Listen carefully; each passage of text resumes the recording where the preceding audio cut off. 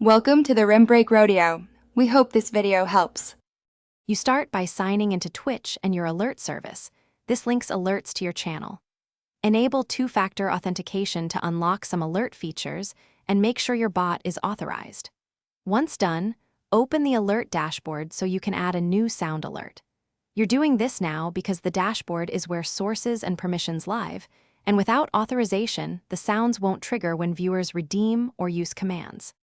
Next, upload the sound and pick why it will play channel points, a command, or a donation. You should choose a short clip to avoid clashing with other audio. Set a sensible cooldown so it can't spam. Then, adjust volume relative to your mic and game audio so it's audible but not overpowering. Make sure to configure allow list or ban list and assign user tiers if required. That prevents accidental or abusive triggers from viewers. Finally, test the alert in the dashboard and then in your streaming software preview. You need both to verify it will play live.